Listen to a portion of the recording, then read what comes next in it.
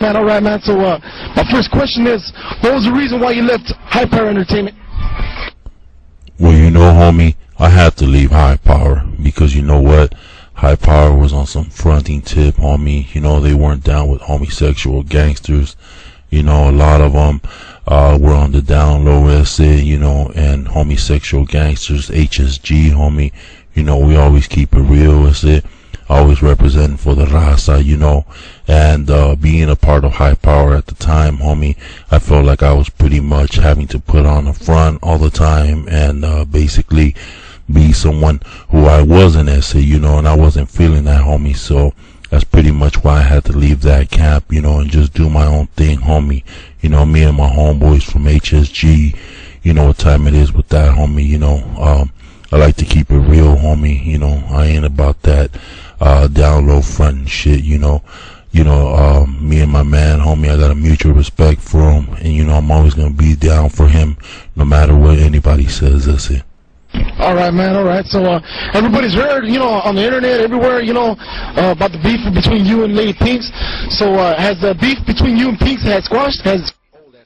Well, you know, regarding the little beef with Pinks, you know, that pretty much was over some vato, homie. You know, I had a crush on homeboy, you know, and at the time Pinks was fucking him, so you know that shit got me a little bit jealous, homie. But I'm pretty much over it. That shit was just pretty much over a vato. All right. So, how did the beef between you and Murder Squad Entertainment start? How did that start?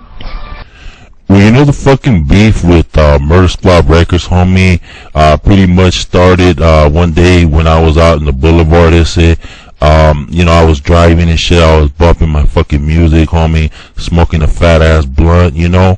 And then all of a sudden, this car full of baldies pulls up on the side of me, you know. And I take a look in the back seat, homie, and there was this fine ass vato, you know, just sitting there and shit. You know, he looked like he was daydreaming or something, homie. And you know, it looked like he kind of like gave me that little like flirting look. So, you know, I said, "What's up?" You know, I winked at him back. But I was so like into the guy in the back seat that I didn't even notice the driver, and the driver was getting pissed off at the moment. You know, it was all going on.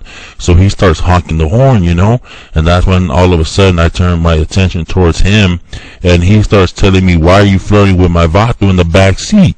So I told him, "I didn't know that was your vato, homie. You know, he's kind of flirting with me too. So, you know, I'm pretty much single. So, you know, I'm looking for a vato and shit."